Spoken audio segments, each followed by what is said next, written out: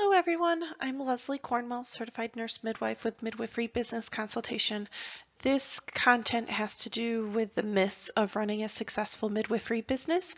I've heard many times over the years common misunderstandings and things that people think about when they're starting a private practice, and a lot of fears. Some are legitimate concerns, some are things we can overcome through consulting and doing our due diligence. So this is a legal disclaimer I put at the beginning of all of my presentations.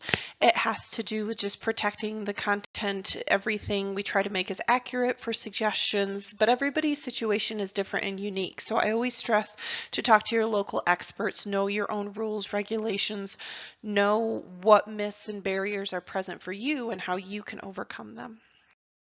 So the objectives of today is to verbalize what are the possible myths present with starting a private practice. Why do they exist? What are things you can overcome? What are true legitimate challenges? And what are just pure misunderstandings? And so I want to brainstorm, because this is the first step for midwives to even consider starting their own private practice, is to get past these fears, these myths, these misunderstandings.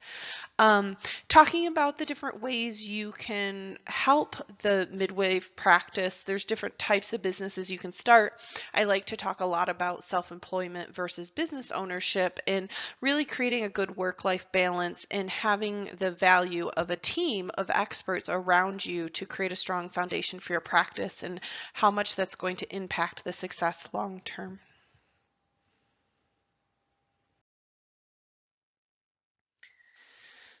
So there's different myths that exist. The biggest one is just the fear of the unknown. Most people have never ran a business before. Most people don't know very many people that have ran businesses. We are trained with our traditional educational system to work for other companies. Even the degree of business is more being a CEO for an actual business owner. It's not training you to be an entrepreneur. It's not training you to start and run your own successful business. And so there's not a lot of resources in the traditional system. We are very fortunate with the internet and worldwide access that you have so much knowledge at your fingertips. Learn from different business mentors. There's a lot of professional development. There's a lot of business training out there, and there's a lot of local resources we're going to talk about. But a lot of these myths are just because people, it's the minority, there's a lot of fear. You hear from the Small Business Association, 90% of businesses fail the first 5 years. So there's just a lot of fear with people with their support network to encourage security in the traditional route of working for someone else. So common myths that people talk about, and this is just from my personal experience over the years, and some of it's from midwives and some of it's from just anyone considering starting a business. I hear often from midwives, I just don't have the time. Life's busy. I have a young family. I just got out of school. I want to get a paycheck in 2 weeks. I just don't have the time outside of working to plan and prep for starting a business. It's a lot. I don't have any money to start a practice. It costs money. I'll save up slowly with cash, and I will start my practice small and grow with time. Running a business is too hard and risky. And then the example I always give is anything you don't have education and skills is risky, and it's hard because there's just not that knowledge and setup. And anything like the example being a surgeon, if we try to do brain surgery and we never had training, we never did our due diligence and resources, that is risky. So we want to make sure we give emphasis on the business training and the resources available to support you to be successful. A lot of out-of-hospital midwives make the assumption if they're going to be starting their own private practice, they have to be on call all the time. And they're like, I have a young family. I want a work-life balance. I want a vacation. I don't want to be available 24/7. And so those are getting past those myths and misunderstandings of what type of practice you can start. It's not just the traditional solo home birth practice you can open. There's many community centers, birth center franchise, large home birth practices. There's teams you can set up from the beginning that will make it so you can get a better work-life balance. I'll make more money working at a hospital. A lot of people initially you may, but long term you're always going to make more if you've got a good, strong, successful business from your own businesses versus working for someone else. the return on investment of your own time, your own systems, your own contributions to making the business go to the next level can be potentially unlimited versus if you're working for a hospital, another person, you signed a contract to exchange your time for money. You only have so many hours in a week. You can't keep adding more and more time to make more and more money. There is a max level. So I do challenge people to think maybe initially working for a hospital practice or someone else, but long term, if you have the right system in place, you can make far more revenue and opportunities in your life by being a business owner. I'll figure things out as problems come along. I hear a lot of midwives just jump right in, start their practices, and do their business planning as they're making the money. They started the clinical practice, and it's a lot harder because you're going to have to fix the problems while they're happening, while you're trying to take care of families versus you be proactive. It's going to cost you a fraction of the time, money, and resources if you plan with a business plan. You make a foundation, you make policies, you make protocols. You spend that 6 months, year and a half planning your business versus you just jump in because you need the money and then you're learning as you go. I don't need any training to do a midwife business. I will learn from experience. That is an okay way, but to me, my time and my money, and I would rather leverage the experts in the community and be able to get myself more successful faster. So there's different ways to learn. And to me, I would rather learn from someone else's mistakes than doing them myself. And I've done that in the past. And so that's where it's really important to me to get past these myths and misunderstandings that I had a lot of them in the beginning too.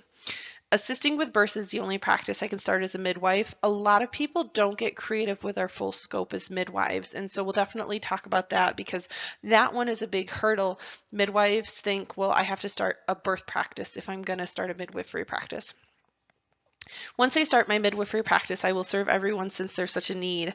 That one I like people to be careful with because when we do our planning, I want you to really narrow down on your ideal client.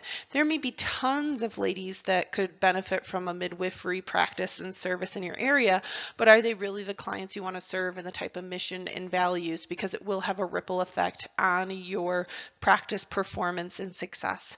Having certifications is proof that I am competent and qualified. You have to be careful when you run a business and you're doing things. People get a little more arrogant. They're kind of solo. They're doing their own thing versus they're part of a bigger group where there's team trainings. There's more involved education. You have to be more directly accountable. Am I skilled? Am I qualified? Am I keeping up with my continuing education, my certifications? Am I doing the appropriate drills? Am I near misses? Taking the time to acknowledge the safety, because when you're running your own business, you're not accountable to someone else being your boss. You are accountable to you and making sure you're giving that good, safe care. So these are big ones I'm going to focus on in this presentation of common barriers that midwives present to me of why they think they can't start their own private practices. They have dreams, they have wonderful ideas, but there's things in their mind that they think are too big of hurdles they just can't get over. And a lot of it just has to come with education and thinking creatively and knowing there are always resources. If you have a will, you have a way. If you have an understanding of how to present a strong business plan, like the lack of funding, most midwives think they have to use their own money, and if they don't have their own money saved up, they can't start their own business. And there's so many other ways to get funding to start your private practice. The barriers, the business skills, we aren't trained in school. We're not taught that. So you definitely need to take your own time and learn that. So just as much as writing a business plan, it's important to do professional development, take business courses, network with experts in the area, get a part of a small business association, mentorship. There's a lot of potentials out there to expand your business skills besides just jumping into running a business and learning from experience. The initial time commitment to planning a business, it takes time. If you've got a busy full schedule, being a full-time worker at a current job, finishing school, being a mom, all these commitments we have in our life, you have to just prioritize. And so that's what we do. A lot of our consulting work is time management. We talk about, okay, Do you like to watch movies? Do you play on your phone? Do you do a lot of Facebook scrolling at nighttime? How many hours of sleep are you working? What's your day structure look like? We can always find time. It's just a matter of shifting in people's heads of priorities versus yeah, you definitely are going to work hard, but it's one of those things of that long-term investment pays off. A work-life balance is really, really important to me. I had severe burnout in 2017 because I didn't have good work-life balance, and I always have to remind myself and reground what that looks like and when I'm on family time and structuring my business so I can get that better boundaries. So there's definitely some things we'll talk about to make it being a business owner so we can reduce that being available 24/7. Risk reduction, I think, is really important. It's not so much a barrier people initially think of, but it's a barrier that causes them fear, like maybe they can't afford the malpractice insurance, so they don't want to take the risk. And that's the barrier. They instantly say, well, it's too expensive. See, I can't start a birth practice. So we'll definitely expand on those situations. So the lack of funding is probably the number one thing. It's I don't have the time, I don't have the money. I have the dream, I have the idea. And so I always challenge midwives that let's talk about that more. You do not have to use your own money to start a business. If you create value, you show in your business plan, it's profitable, it's going to value and benefit the community. Finding you funding will not be the hard part. There's different ways to find funding. The one that most midwives are familiar with is the personal financing, using your own cash, using your own retirement accounts to start your own private practice.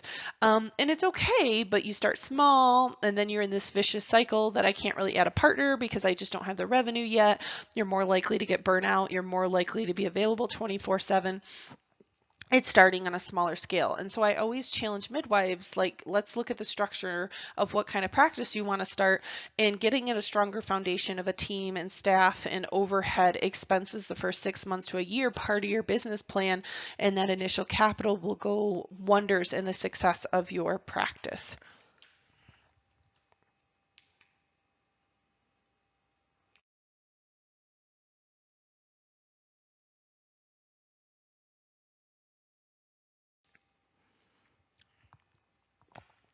So there's other different ways to get funding. You can get a small business administration loan. I did that with my first birth center, and it was a lot of fun. And it had a lot of paperwork. Anything with the government's lots of paperwork, but it was way easier than I thought. You just go step by step. You show them your business plan. I mean, these banks, they have no experience with midwives, birth centers, so you're giving a lot of education. You're showing the potential lenders where is the value, how can you easily pay your loans back and get the profits and show you'll be successful. Private money lender, like your friends, family, angel investors, it tends to be a little more expensive than a small business association loan, but you may not have to have any down payment with these options. And maybe if that's your barrier, because with a small business association loan, it has to be between 15 to 35% down, depending on if you're going to do supplies, if you're going to do a building, you're going to do renovations, you need some overhead expenditures for the first 6 months to a year. So if you don't have any down payment funds whatsoever, the private money lending direction might make more sense. And you just pay it off a little faster. So a small business association loan may be 4 or 5% versus a private money lender may be 8, 10, 12%. But you can get started sooner and you can use your profits to pay off faster. Crowdfunding is used, but not as commonly. You could do GoFundMes. You can talk to friends and families about your cause, your idea, and they like your mission and they want to see you get successfully started. If you're going to do a nonprofit, you could do donations, you could do grants, you could talk to the community and do fundraisers and different things to get your practice going. Because it doesn't have to be just you. If the community wants this birth center, you could be the director of it and the community directly owns it. You don't have to start a practice if you don't want the business responsibility and all the decision making. Maybe starting a nonprofit that's owned by the community versus you makes a lot more sense. But I like to reinforce over and over again, having a strong business plan to present is going to be your success of getting other forms of funding to start your business versus your own cash. So having entrepreneurial skills, so having those business skills, it's not When I talk and do consulting work, it's not just about creating a business plan and showing on paper that the profits are possible. You are the business owner. You're going to have to hire your staff. You're going to have to know your regulations. You're going to have to handle difficult situations with your employees. You're going to have customer complaints. You're going to have situations where negotiating and positive resiliency and all these professional development things of being a business owner are so vital.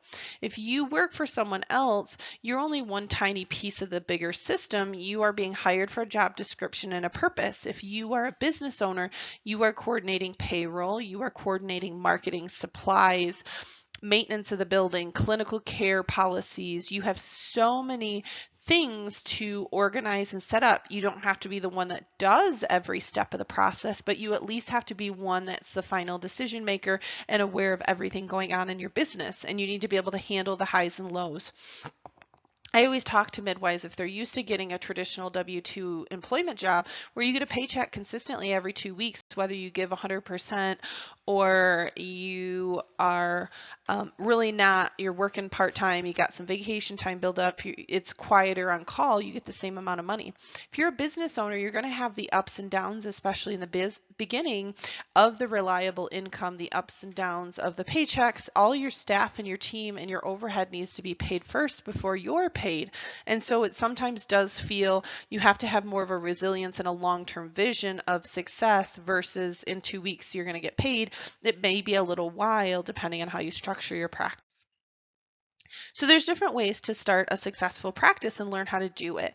You can read your own books. You can do it by experience. You can have a consultant like myself, and I know a lot of other great midwife consultants out there.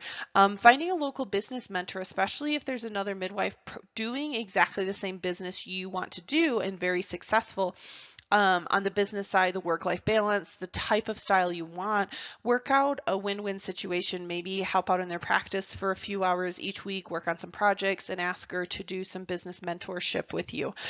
Small Business Association administration has those mentor availability. It's paid for with our tax dollars. So the Small Business Administration is a great resource to get started and help with business networking events. You're going to learn from great business owners in the area. You're going to be able to accelerate your marketing and networking opportunities, meet great like-minded people, get your brand out there, learn from them. They can learn from you. There's different business trainings. I know I talked a little bit about the business degree. You can get a business degree, but it's not as much used for starting your own business, but it does help you out. There's workshops, there's events, there's online courses, there's books, there's unlimited knowledge we have at our fingertips. I love YouTube. I love podcasts. I love for years I haven't listened to the radio. I spend my time driving and trying to maximize my time of when I'm out and about going places, I am listening to some way to grow and develop myself. Professional development courses are just as important as business courses. The last one, that's the most common way I see midwives learn to be business owners, and sometimes they're successful. Sometimes they burn out and that trial and error is just too hard for them. So the benefits of having a mentor, either a business consultant or that's specialized in that, or hiring someone that's an expert in your area, is you learn from their mistakes, you learn from their years of knowledge, their tools they've created, their resources. You're going to accelerate the success of your practice so much faster and avoid a lot of those mistakes that someone else has already done. Ask lots of questions, get professional advice. Having a financial planner, an accountant, a lawyer, all these experts that you can utilize to check over your financial agreements, check over your systems you put in place for your policies, your procedures, your income and expense templates, your bookkeeping. There's so many things that it's really important to have those experts because they know the rules, the regulations. They are the experts that went to school and have years of experience. So paying them a little bit of money, that return on investment is going to be so much more than you trying to learn how to do it and only can do it a fraction of the skill level they can, especially marketing. I talk a lot about having a marketer on your team when your practice gets going and the impact that has for branding and long-term success. Different angles and perspectives. We know with cultural diversity and having a wonderful staff with different experience is going to better your practice. It's the same with planning your business. The more experts you can have from different backgrounds, different experience, different ways to look at your business, they're going to notice cracks. They're going to notice ways to improve systems and planning processes purely because they have that different angle of how they can look at things. You want to improve your key skills. You want to be able to have direct accountability when you're working on a plan and you've got a timeline. You want someone to be able to go to and say, okay, the next week I'm going to get XYZ done. And then next week, did you get those things done? Why didn't you get those things done? Holding you directly accountable. Because I think sometimes midwives are like, oh, I would love to start my own private practice. They get excited for a little bit. They start planning and then they fizzle out. I have so many midwives over the years. They'll keep talking to me. I'd love to start my own private practice. They love the idea, but they're not actually planning. And so having a mentor, having another accountability partner is really powerful to keep the momentum and keep you directly in line with what you want. It's venting with someone. Like if you're having a rough day, having someone that really understands. I mean, our family and friends that have run businesses can't really relate and give you constructive criticism. And it may just reinforce that myth of, see, you shouldn't be starting a business because of XYZ. You expand your network by having these great mentors. You create long-lasting relationships that'll have a ripple effect of your success and other opportunities brought to you, new clients, learning opportunities. I mean, the more people you can leverage. I want to be the weakest person on a group or a mastermind. I want to surround myself by the best of the best so I can learn from them. And then they give you those gentle, constructive criticism when you're wanting to plan something or think about something or take your practice to the next level. They're going to give you healthy risk encouragement that you may need because of your own glass ceiling effect you put on yourself, and you mentally don't feel like you can make that type of practice. You feel like you don't deserve this level of business structure. And so it's nice to have a mentor because they can support you in a healthy way and do a good risk analysis of, does that make sense for your vision, your financials, your timeline you have for your business? It gives you more confidence and it increases the success of your practice just in general by having more planning and more setup and more expertise to learn from. So the initial time commitment, this one's always interesting to me because we all have the same 24/7 time. And as you see, some people do minimal amount with that time, and some people you think, holy cow, how does that person do all these things in a short amount of time? A year ago they were here. Holy cow, how are they here?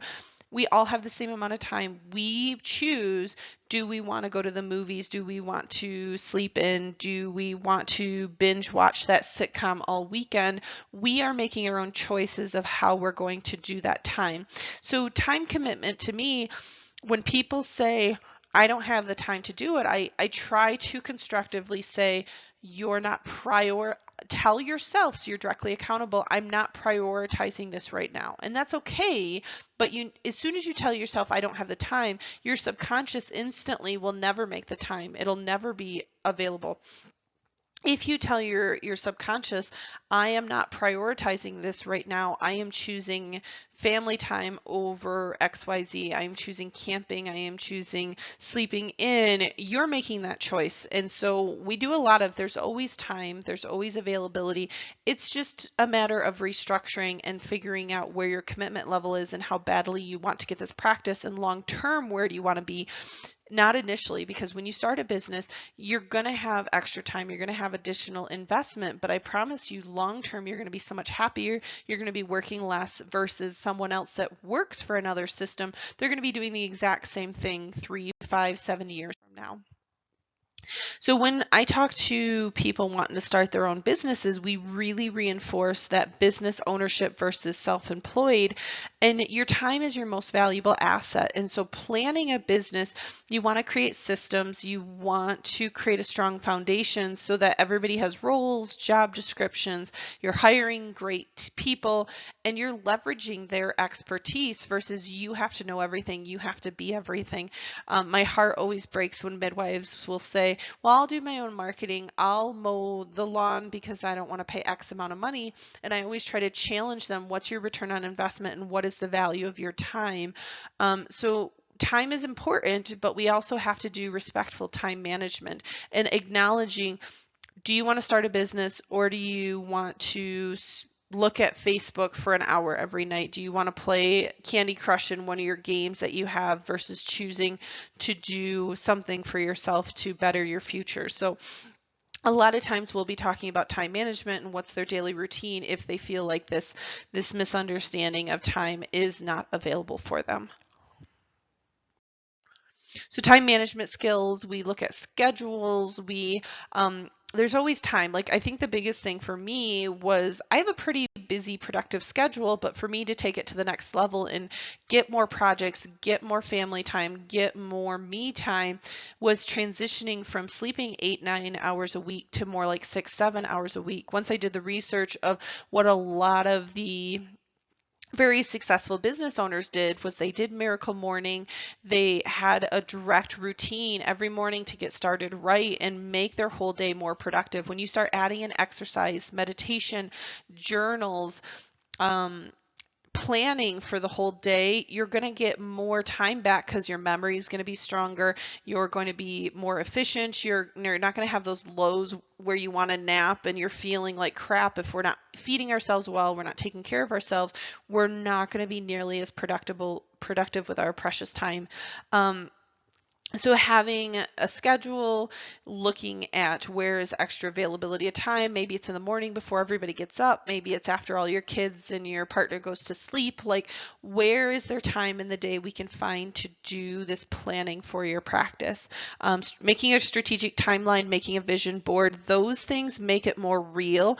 The more we can make you passionate about creating your business and making it feel more like it's possible, it's going to encourage you versus you feel like, oh, I have a small chance of getting successful. I don't know if it's going to work. Like the more we can get your subconscious to visualize where you want to be, the more you're going to creatively work on that time management and create those goals and successes. And to celebrate yourself when you have those positive moments. Gratitude journals are really powerful.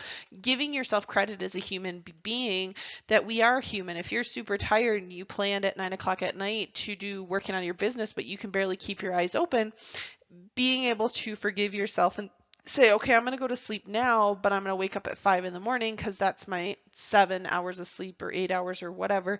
And I was going to do this tonight, but I'm going to tomorrow morning, and celebrate. Like you acknowledge your self-care, because if you make yourself last, you're going to continue those habits the entire time you have a practice.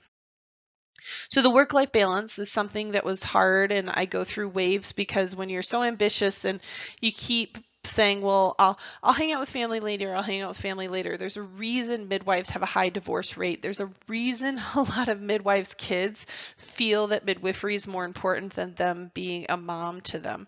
So I really encourage you to get your kids involved in your business. That's the other really cool thing. People don't realize as business owners, you can pay your kids. They can be part of your marketing. They can help you put your educational material together. My kids go on a lot of my home visits with me. They help me. They're going to conferences with me. So we can create a good work-life balance. You're going to teach your kids about business. You're going to have them involved so they can see both sides of your life. And to midwives, like even my birth center kids, we were kid friendly, and it was for the staff just as much as it was for the clients. But the goal of work-life balance is you want to be able to, the best you can, as a business owner, you are totally responsible 24/7 for your practice, but you want to limit and have proper chains of command, proper systems, policies, protocols in place so that the only time they're really calling you is it's something rare, it's something they can't handle, that fluke situation where there's 3 births at once, they can't find something they need as a safety for this upcoming birth or visit coming up. That should be the time they call you on your off versus you're the first go-to because there isn't any resources, there isn't any system in place, because that does get exhausting. And even with your clients, like setting that work-life balance of expectations, creating a team of midwives and maybe doing less birth call and more office GYN, because that's not as demanding on your outside of the traditional Monday through Friday 8 to 5 schedule. So I love having partners and call coverage. There, there's another great midwife, Madeline Murray, that her and I connected over a year ago just with the call coverage. She has a company called Believe in Midwifery, and her and I are very passionate about midwifery burnout, creating businesses that midwives can be successful and thrive. And it really comes down to call coverage. Whether you're going to start a solo practice and you have another great midwife that's going to cover a weekend, cover vacations, give you a break at least one day a week, so you're totally off the clock, or you're going to create a team of 2 to 4 midwives. Even the simple thing of maybe you want to do the births and just take a few births here and there each month, and you add a family nurse practitioner that can help in the office and do newborn care past the first month of life, that can do the men. There's additional revenue streams you can add to your practice so you're not on pressure as much for the call coverage side. Obstetrics is very demanding, and if you're depending on 90 to 100% of your revenue with your practice on birth, your team's going to burn out more. You're going to burn out more likely because you're available 24/7. If we can make part of your business structure less birth call and more other revenues, doulas, lactations, childbirth education, GYN services, pelvic floor therapy, family nurse practitioners, we can add other wonderful women's health services part of your practice, you're going to be able to help with that work-life balance.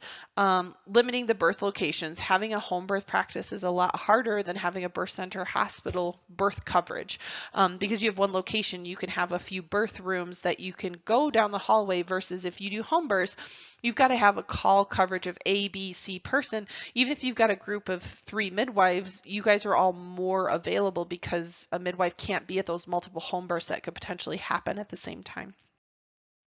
So here's a few of the tips for maintaining a healthy work-life balance. Play on your strengths, acknowledging your weaknesses, and knowing and that's why having an accountability partner and knowing in yourself, you're a human being, you're starting to get down that rabbit hole, especially myself having a very severe burnout in the past. I start acknowledging sooner. I just let it go on too long. I kept telling myself it's going to get better, but I didn't do anything about it, and it just kept getting worse. So now I start noticing, okay, I'm starting to go down that rabbit hole again. How do I restructure myself, nip it in the butt so that I can get to where I want to be? Prioritizing your time, being realistic. We're human beings. We've got 24 hours in the day, but we're not going to be able to go nonstop 24 hours in a day. So what's most important? I get up early every day, and then by 2, 3 o'clock, my goal is my kids have me and I have family time each afternoon. There's once in a while I work on the evenings, but we can structure our practice however you want. If you want to work evenings and Saturdays, that's fine, but you have to understand it's a lot harder to have that family time. If you homeschool your kids, your partner stays at home, and it doesn't really matter if you see them in the daytime or in the evening. That's just part of structuring your personal and professional life. And that's the nice perks of being a business owner. You choose your office, you choose when you want vacation, you choose how many hours you're working. You are in charge of your schedule, and that's a nice benefit to a business owner versus working for somebody else. Knowing the peaks and troughs, it has to do with just knowing where are you going to have the most energy, where are you you're going to have waves where there's tons of energy, and then you're going to feel exhausted, and you need to do some more self-care because there's some big projects coming up. There's some pressure of the timeline with your business and planning, but you also have to understand that if you burn yourself out long term, you're not going to be able to serve people well. So I have a very strict schedule. I am very structured personality, but I'm also respectful of my time when I'm in both roles. Finding the time to do your finances. When we get so busy and we get on automated, we just, like, I talk to so many midwives that don't have a clue what money's coming in and out. They're like, as long as I can pay my bills, I'm happy. But then you don't know where your inefficiencies are happening. You don't know where there's areas of improvement. And that's being acknowledging and planning with your time and acknowledging, oh my gosh, I didn't realize I'm starting to go down that rabbit hole of I'm working 50, 60, 70 hours a week.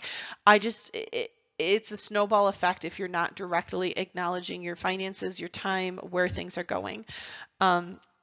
Making a workspace that you're happy with, you're comfortable, having somewhere in the office, your break room where it's spa-like, there's a lounge chair, there's nice music, there's aromatherapy, there's opportunities for you to take a break at work.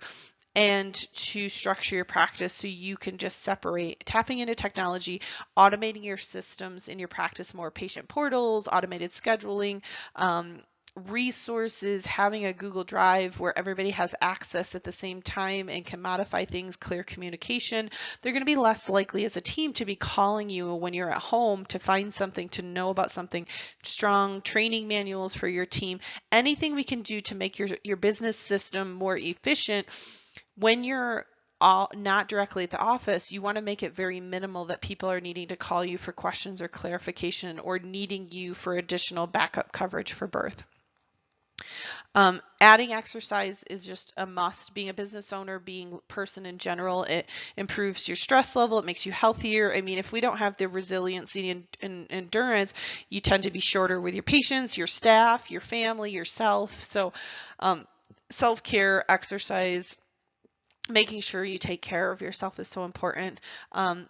Building your networking opportunities, building with your resources, having a job where you love what you do and you're excited to talk about it. It doesn't feel like a job. It feels like a love project. It feels like this is something, because you're gonna be more committed, you're gonna be more passionate. And then that next morning when you have your family time and you get up, you're not gonna feel. Jobs tend to make people feel cornered. And if you're not happy with the business you've started, change the business, change the structure. You have that control. And just being realistic of, we are human beings, forgiving ourselves. I have a life coach that's been really helpful with just that positivity and that creativity, and being an overachiever and having such a high extreme bar for myself. Like, it was that beating up of a good work-life balance and pushing the limits too often. And just be able to step out, take vacations, meditate, do some hobbies, do some things outside of your business are only going to make your practice more successful. It's going to make you a better business owner. It's going to make you relate to people easier. If you're exuberating positive energy out to the universe, it's going to come back to you. There's great documentaries about it. The Secret, Think and Grow Rich. There's so many ways. If you're expressing negative energy to the universe, to people, it's going to come back to you. Having a life coach, having a business coach, having a team of people that are going to help you create boundaries, help you create those systems, help you look at things before they become a problem is going to create a better work-life balance. And then just meeting the clients and negotiating with your staff, the putting good boundaries, like, no, I'm not going to see people on evenings and Saturdays, and no, do not call me at 4 a.m. because you have a question about, is this med safe to take in pregnancy? That's your responsibility, to set good structures at your initial OB visits, good educational handouts, good clear expectations on your website of what consults, what your midwifery care looks like, what your you have a pager you share among your midwifery team, and then your personal cell phone is just like a rare backup if they can't get a hold of anybody in 30 minutes. Like, you want to create systems, you want to have holidays, you want to do vacation time, you want to make sure you get a good chunk of your weekends completely off call if you can, to separate from your practice. So risk reduction is one that people don't maybe verbalize exactly. They won't say, I'm going to start the practice because it's too risky. They may say it with a business side. But in obstetrics, that's something we think about because malpractice insurance is very expensive. We can get sued for a normal, healthy pregnancy, and then all of a sudden there's that unexplained bad outcome that happens. And we hear the horror stories of birth centers, home birth practices that have been successful for years, and all of a sudden one bad outcome, they lose everything. So that is a barrier that I don't hear people express, but it is in the backdrops, it's in their thought process, but it's not something as commonly discussed. And so that's where I like to challenge people. How do we reduce the risk for your practice? These fears, these worries you have, to protecting your personal assets, protecting your license, protecting the business you're working so hard to start. What can we put into place? And so there's many different insurances. And when people say, I can't afford malpractice insurance, I hear that all the time. it really is about restructuring your fee schedule. It's really about bringing in additional revenue streams. Anybody can afford malpractice and any of these insurances and any of these overheads. If you want 6 weeks vacation, you want retirement benefits, you want health insurance, you want all these things with your practice, it is possible, but we have to get you to set up your good income and expense and revenue streams and fee schedules to compensate for that overhead expenses. Too many times I hear midwives say, well, I'm going to charge this amount for my midwifery care because this is what everybody else charges. And then they don't have the additional funds to do all these things to protect themselves, and makes their practice very vulnerable. There's different ways to protect your personal assets. You can protect it with life insurance. You can protect it with business liability insurance, family trust, keeping things out of your own name as much as possible. Sometimes you can put them in your partner's name. Most states, your primary residence is protected from your business and yourself. And this is another myth I hear from midwives. Well, I started an LLC, so I don't have to get malpractice insurance because my LLC protects me and my personal assets. And that's not always true, because a lot of times if you're giving the direct care, you as the midwife are getting sued on top of your business. So if you're being accused of negligence, they can easily, as a legal team, go after your personal assets. So that business sometimes is a protection veil, but sometimes it isn't. Clear expectations of everybody's role in your practice, that will reduce the risk for you, because as employees, when you hire somebody, you are directly liable for everything they do. So you want to hire the best of the best. You want to make sure they have updated policies, protocols, evidence-based care. If somebody does something that's against your protocols, policies, your business is a lot more protected from that employee. That employee will more likely get sued for negligence versus you as a business. If you have a policy not to induce women in out of hospital setting, and this midwife chooses to give them Cytotec and the baby passes away, your policies and your protocols and your training manuals that this employee agreed to, it helps to protect you in the business. You want to be responsible for them having good training, safety, educational resources available. And so just proper chain of commands. This one's really important. For just knowing who to go to for what situations, having a biller, having a marketer, having the midwife on call versus you answering all the questions, and getting a consistent answer for them will protect you, protect your practice. A lot of the patient complaints and frustrations and accusations come from breakdown of communication. So I really stress to midwives, anything is possible with starting a practice. There's barriers, there's myths, there's misunderstandings, and a lot of them are legitimate, but we can overcome them. So there's different ways to start a strong business. I want you to consider writing a business plan, having a great business coach, a mentor, a consultant that you can go to help acknowledge what are myths and misunderstandings. I can't start a birth center because there's no birth center regulations in my state. Well, can you really not? Or are there barriers we have to overcome because now there's not the reimbursement side for the facility side versus what you would have got from the insurance company?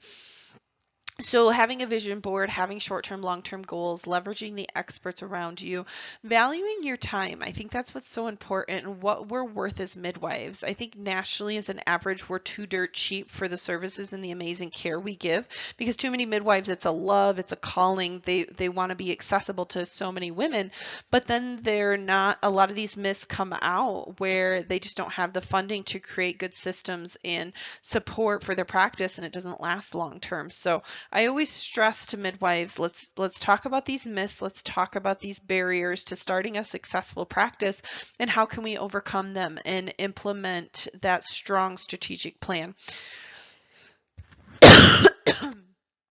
So you definitely want to just look at, how do we become business owners instead of self-employed? How do we acknowledge these different things we're worried about with starting a business and overcome them? You have to start somewhere, start small, grow, have a strategic plan, and keep yourself accountable.